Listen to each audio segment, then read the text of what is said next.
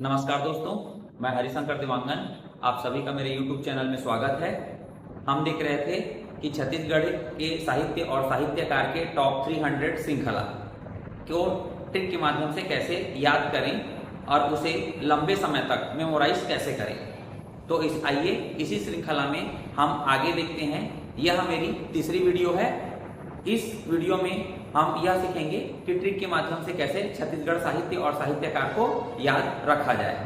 तो आइए हम देखते हैं इस श्रृंखला में केयूर भूषण जी का क्या क्या रचना है। तो केयूर भूषण जी का रचना है कुल के मरचाह, कालू भगत, कहाँ बिलागे मोर धान की कटोरा, लहर, फूठा करम, रानी ब्राह्मण की दुर्दशा। इतनी सारी केयूर भूषण जी की रचना है। तो इसे ट्रिक के माध्यम से कैसे याद करें, तो एक छोटा सा स्टोरी है दोस्तों, उसको हम देखते हैं कि केयूर भूषण जी ये बोलते हैं कि केयूर भूषण के एक पुल का एक आदमी है, उस आदमी का नाम है कालू भगत। पुल के आदमी का नाम है कालू भगत। वो कालू भगत बोलते हैं, क्या बोलते हैं कि मोर फूठा करम ये है कि मोर रानी ब्राह्मण है। मोर फूठा करम ये है कि मोर रानी ब्राह्मण है और मोर धान के कटोरा हा लहरात है। मोर धान के कटोरा हर लहरात है। तो बस अगर इतने ही याद रखते हैं दोस्तों, तो हम केयूर भूषण के रचनाओं को याद रख सकते हैं। केयूर भूषण के कुल का आदमी, तो कुल से कुल के मरजात आदमी जो थे कालू भगत, तो कालू भगत से कालू भगत की रचना वो कहते हैं मोर से कहां बिलोगे मोर धान की कटोरा, फूठा करम से फूठा करम, रानी ब्राह्मण से रानी ब्राह्मण की दुर्दशा, और मोर धान की कटोरा लहरात है, लहरात समझ से लहर। इस प्रकार केयूर भूषण के कुल के मरजात, कालू भगत, कहां बिलोगे मोर धान के कटोरा, लहर, फूठा करम, रानी ब्राह्मण की दुर्दशा, ये हम केयूर भूषण के साहित्य को याद रख लिए। इसी क्रम में हम आगे देखते हैं परदेसी राम वर्मा। परदेसी राम वर्मा की रचना है मैं बैला नूह प्रस्थान, आवा जतन, औरत खेत नहीं, आरूढ़ कुल, देवता बन के आए गांधी। तो इस ट्रिक के माध्यम से कैसे याद करें, तो एक छोटा सी स्टोरी देखते हैं ताकि ये सभी रचनाएं याद हो जाएं। तो वो क्या है कि एक परदेश से क्या आया है, एक बैल आया है।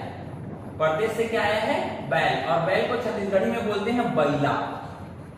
ठीक है, कहां आया है, तो ये मान के चलिए हम छत्तीसगढ़ के निवासी हैं, तो छत्तीसगढ़ नामक स्थान में आया है। छत्तीसगढ़ नामक किसमें आया है, स्थान में आया है। ठीक है, कहां आया है, छत्तीसगढ़ स्थान में आया है। अब क्योंकि वह परदेश से आया है तो हमारे छत्तीसगढ़ में आएगा, तो ये क्या कराता है, बहुत अपनी आप को जतन कराता है। क्या कराता है, इतना जतन कराता है कि उस गांव की एक जो महिला होती है, औरत होती है, वो औरत बहुत सारा आरूढ़ फूल को पकड़ के आती है। क्या करती है वो औरत, बहुत सारा आरूढ़ फूल को पकड़ के आती है, इसके सामने, उस बैल के सामने जो परदेश से आया है, और बोलती है कि हे देवता ते बन के आया मोर करा गांधी अक्का झंसता। तो इतना ही ट्रिक है दोस्तों। इतने ट्रिक से हम पूरे इस साहित्य को हम याद रख सकते हैं। ठीक है, परदेश से एक बैल आया था, तो परदेश से आएगा परदेसी राम वर्मा। बैल आया था तो बैला को बोलते हैं छत्तीसगढ़ी में बैला, तो मैं बैला हूं। और छत्तीसगढ़ नामक स्थान में आया था, तो स्थान से प्रस्थान, आया से आवा, और वो चूंकि परदेश से आया है यहाँ, तो बहुत जतन कराता है, तो जतन से जतन। ठीक है, जतन कराता है तो औरत जतन बहुत ज्यादा करती है, तो औरत से खेत नहीं, और औरत बहुत सारा आरूढ़ फूल पकड़ के आती है, तो आरूढ़ फूल से आरूढ़ फूल, और ये उनसे बोलती है कि देवता बन के आए हो गांधी, इतना मत सताओ। तो देवता बन के आए गांधी इनकी रचना है। इस प्रकार हम ट्रिक के माध्यम से परदेसी राम वर्मा की साहित्य रचना को याद कर लिए। इसी क्रम में हम आगे देखते हैं द्वारिका प्रसाद तिवारी की रचना है राम किवण संवाद, गोस्वामी तुलसीदास, पूछू कहानी, गांधी गीत, लेड़गा लइका, क्रांति प्रवेश, पंचवर्षीय गीत। तो इसको ट्रिक के माध्यम से कैसे याद करें, तो एक छोटा सा स्टोरी सुन लेते हैं। द्वारिका प्रसाद तिवारी की रचना को याद करने के लिए तो छोटा सी स्टोरी क्या है, तो एक छोटा सी स्टोरी ये है कि जो राम जी हैं, उन राम जी ने तुलसीदास जी को कुछ कहा। तुलसीदास जी को क्या कहा? कुछ कहा। क्या कहा कि जब गांधी जी लड़का थे तब बहुत क्रांति किए और पंचवर्षीय योजना चलाई। इस माध्यम से हम एक छोटा सा स्टोरी से ये रचना याद कर सकते हैं।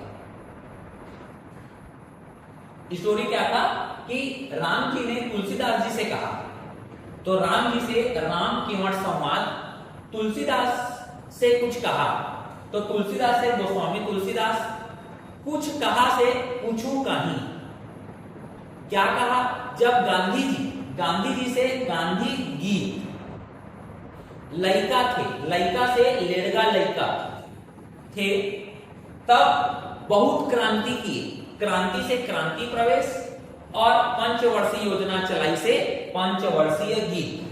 इस प्रकार हमने द्वारिका प्रसाद तिवारी की जो रचना है, राम केवट संवाद, गोस्वामी तुलसीदास, पूछू कहीं, गांधी गीत, लेड़का लड़का, क्रांति प्रवेश और पंचवर्षीय गीत को हमने ट्रिक के माध्यम से याद कर लिया।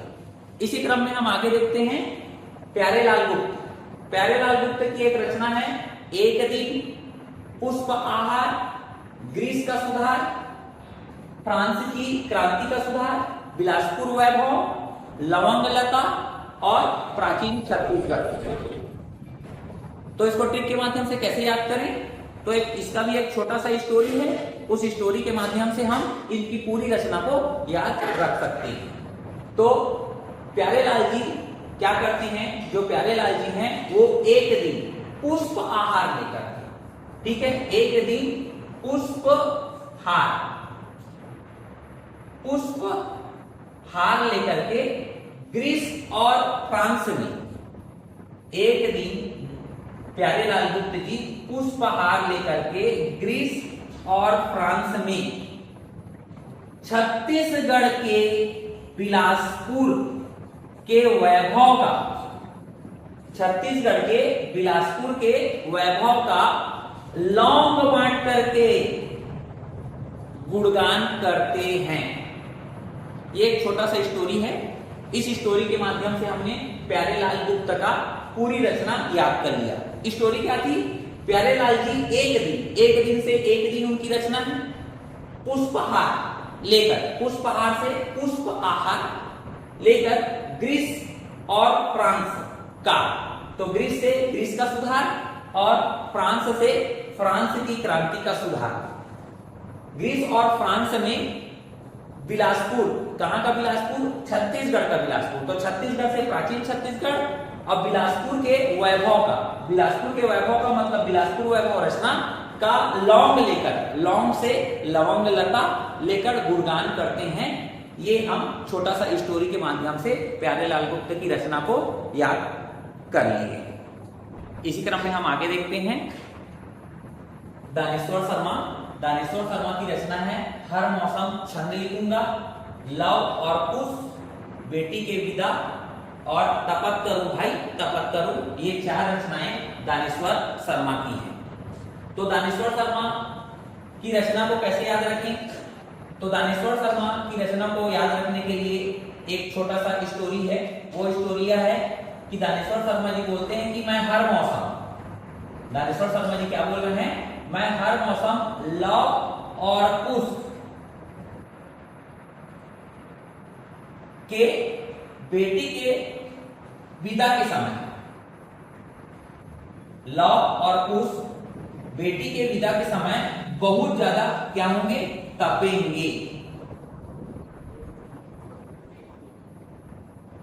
दानेश्वर शर्मा ये बोल रहे हैं कि जो हर मौसम है, उस हर मौसम में लव और पुष्प जो हैं वो जब बेटी की विदाई होगी तब बहुत ज्यादा क्या होंगे?